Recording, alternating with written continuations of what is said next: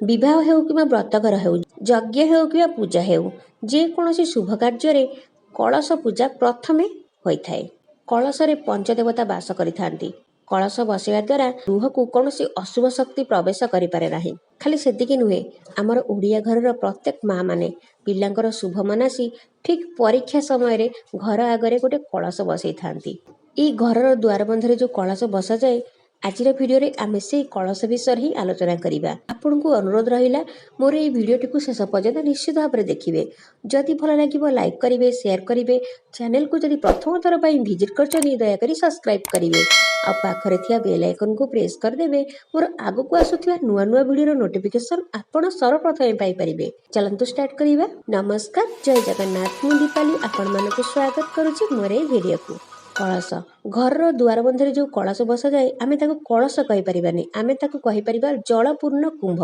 जो कलश पूजा स्थान रे ठाकुरंग पाखरे बसा जाए ताकू आमे कलश कहबा। कारण सेठी आमे पूजा स्थान रे जो कलश बसा जाए सेटा घट माने पंचदेवता को आमे स्मरण करी आमे सेठी कलश बसई थाउ। एई जलपूर्ण कुंभ विषय रे आज रे भिडियो रे आमे जानिबा। एई जलपूर्ण कुंभ आमे घरर को पटरे बसैबा माने बसैबार नियम कौन कौन आमे एई भिडियो रे जानिबा। एई जलपूर्ण कुंभ बसैबार नियम होची प्रतिदिन स्नान सारी सूर्य को जल अर्घ्य दे सारला परे, तुलसी पूजा सारी सारला परे एई पूर्ण कुंभ स्थापन करा जिबा उचित। तापरे गृहर ठाकुर को आमे पूजा करिबा। जदि सूर्योदय पूर्वरु आपण बसई पारु नाहंती ताहले सकाळ 9टा भितरे बसैबा उचित। कुंभ जल को सूर्यास्त पूर्वरु कौनसी एक वृक्ष मूले से जल को लेकिन ढालिबा उचित। कई राति सारा रखिथांती, किंतु यह राति सारा रखिबा उचित नुहे। यह केवल सूर्योदय सूर्यास्त पर्यंत बसैया उचित। एई पूर्ण कुंभरे केवल जल माने शुद्ध जल भरिबा उचित। सुगंध जल नवा पाई ताहले मध्य आपण नै परिबे। गंगा जल मध्य पकै परिबे, बहुत भलो। कई गृहर बाम पार्श्व आ कई डाहाण पार्श्व बसंती, सेमिति किछि मध्य नाही। आपण गृहर जे कोनोसी पार्श्व मध्य बसई पारिबे। केवल घर बाहरिला बेले निजर नजर आसुथिबा दरकार। विश्वास अछि कि एई जलपूर्ण कुंभ को जदि आपण देखिकी जांती जे कोनोसी शुभ कार्य रे ताहले शुभ होइथाय।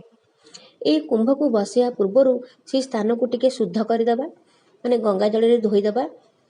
से स्थान रे नाली, हळदिया, धळा रंगर मुरुज मध्य हमें पकै देबा, जोथिरे कि तारा चिन्ह हेउ कि सूर्य चिन्ह मध्य हमें करि परिबा, आंकी परिबा।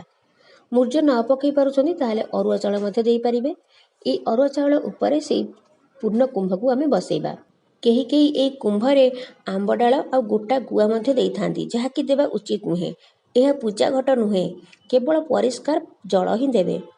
कुंभ रे स्वस्तिक किमा ओम लेखिकी तळे अरुआ चाउल देकी बसैबे। जदि आपण थरे आरंभ करचंती बसैबा पूर्ण कुंभटी को केबे भी बंद करिवे नाही। अशौच समय रे मध्य बसै परिबे। अशौच समय रे केवल शुद्ध जल नेकी बसै परिबे।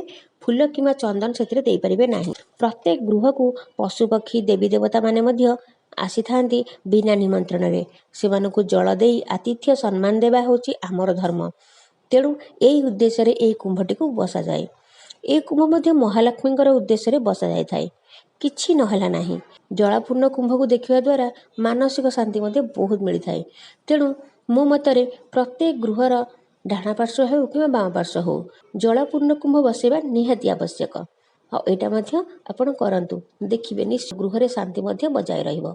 आपण मानको मोर ए भिडियोटी केमति लागिला निश्चित भाबरे लेखिकी जणैबे। जदि भल लागिला लाइक करिवे, शेयर करिवे। चैनल को जदि प्रथम थर पई विजिट करछन दयाकरी सब्सक्राइब करिवे। पाखरे थिया बेल आइकन को प्रेस करदे मोर आगु को आसुथिया नुआ नुआ भिडियो नोटिफिकेशन आपण सर्वप्रथम पाई परिबे। मु पुणी आसीबी आ गुटे नुआ भिडियो नै रहुची। नमस्कार, जय जगन्नाथ।